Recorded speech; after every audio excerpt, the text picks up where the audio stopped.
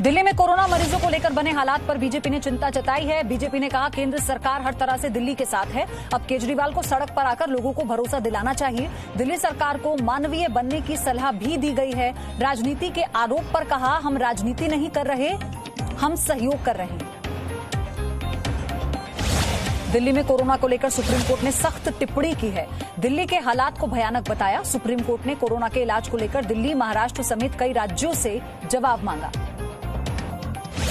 Delhi NCR में सीमाओं के सील होने पर सुप्रीम कोर्ट ने सवाल किया। सुप्रीम कोर्ट ने पूछा कि राष्ट्रीय गाइडलाइंस का पालन क्यों नहीं हो रहा। यूपी ने कोर्ट में दिल्ली की सीमाओं को पूरी तरह से खोलने से इनकार कर दिया, जबकि हरियाणा सरकार दिल्ली की सीमाओं को खोलने को तैयार है। अगली सुनवाई 17 जून को होगी।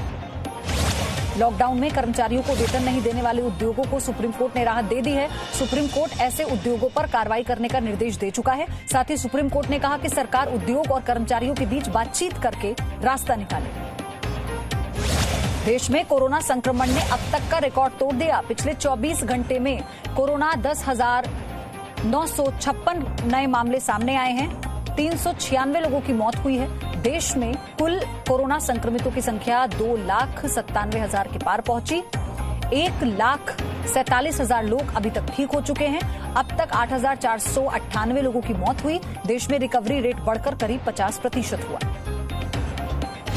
दिल्ली में लॉकडाउन नहीं बढ़ाया जाएगा। दिल्ली के स्वास्थ्य मंत्री सत्येंद्र जैन ने साफ कर दिया है कि अभी फिर से लॉकडाउन लगाए जाने का कोई विचार नहीं है। सत्येंद्र जैन ने एमसीडी पर मौत के आंकड़ों पर भ्रम फैलाने का भी आरोप लगाया।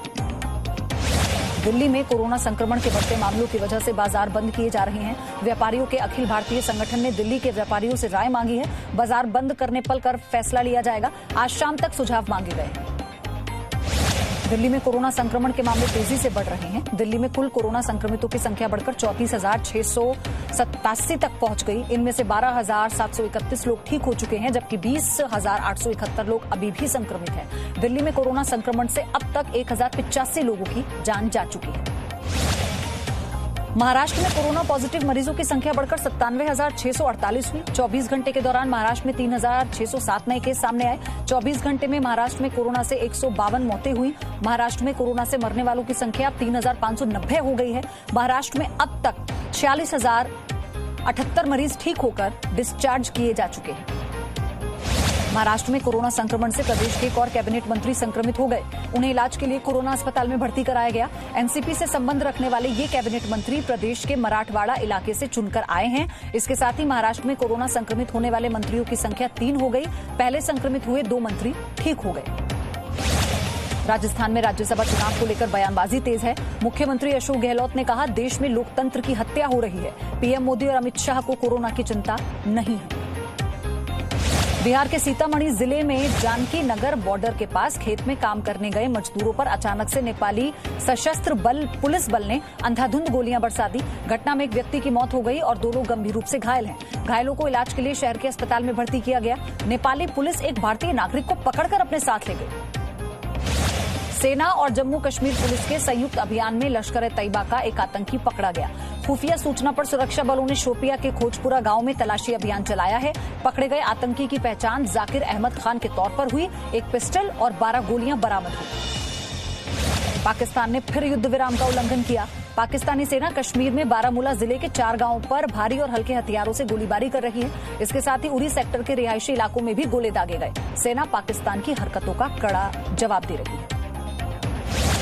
मध्य प्रदेश के रतलाम में कोरोना के मरीज की मौत के बाद शमशान घाट में हंगामा हुआ। परिवार वाले आखिरी बार मृतक का चेहरा दिखाने के लिए अड़े थे। इसी को लेकर पुलिस वालों से बहस होती रही। काफी देर बाद अंतिम संस्कार हो पाया। कर्नाटक के हावेरी में कोरोना के नियमों को तोड़ते हुए बैलगाड़ी रेस का आयोजन किया गया, जिसमें बड़ी संख्या में लोग जमा हुए। ये रेस हर साल आयोजित की जाती है। आयोजन के दौरान सामाजिक दूरी का बिल्कुल भी ध्यान नहीं रखा गया। प्रशासनिक अधिकारियों को निर्देश के बावजूद भी उन्होंने कोई एक्शन नहीं लिया। बैंकों के लोन पर ब्याज वसूली मामले में सुनवाई पर सुप्रीम कोर्ट ने अहम स्पष्टीकरण जारी किया। कोर्ट ने कहा कि वो लोन पर ब्याज वसूलने के खिलाफ नहीं है, लेकिन वो तर्क संगत होना चाहिए। कोर्ट ने इस मामले में वित्त मंत्रालय और आरबीआई को आपस में बैठकर फैसला करने का आदेश दिया। यूपी के अमरोहा जिले में कार डेकोरेशन की एक दुकान में भीषण आग लग गई। गांधी मूर्ति क्षेत्र के पास बनी दुकान में आग लगने से लाखों रुपए का सामान जलकर खाक हो गया। माना यह जा रहा है कि शॉर्ट सर्किट से दुकान में आग लगी। दुकानदार ने आरोप लगाया कि सूचना देने के बावजूद फायर ब्रिगेड की गाड़ी देरी से पहुंची, जिससे आग भड़क गई। राजस्थान के बांसवाड़ा शहर में जल विभाग की लापरवाही से एक व्यक्ति को दोहरा नुकसान झेलना पड़ा। विभाग ने पानी की लाइन बिछाने के लिए माही कॉलोनी में सड़क खोद रखी थी। रात में वहां से गुजरी एक कार गड्ढे में गिर गई। जैसे तैसे चालक बाहर निकलकर घर पहुंचा। अगले दिन सुबह कार लेने पहुंचा तो चोरी 3 टायर चोर चुरा कर ले चुके थे। अयोध्या के बाद अब सुप्रीम कोर्ट में काशी मथुरा विवाद पर भी याचिका दी गई है। याचिकाकर्ता ने कोर्ट में उपासना स्थल अधिनियम 1991 को चुनौती दी। इस एक्ट में कहा गया कि 15 अगस्त 1947 को जो धार्मिक स्थल जिस संप्रदाय के पास था वो आज और भविष्य में भी उसी का रहेगा।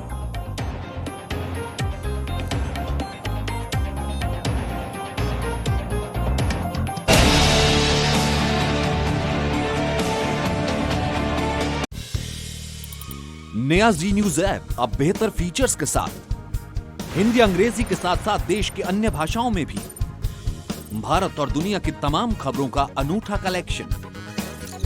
अपनी पसंद के मुताबिक सेट करें होम स्क्रीन पर अपने फेवरेट सेक्शन। साथ ही हमारे एडिटर्स द्वारा चुनी हुई दिन की बड़ी और खास खबरें। देखें जी न्यूज लाइव कभी भी कहीं भी। मनोरंजन और सूचना से भरपूर वीडियोस,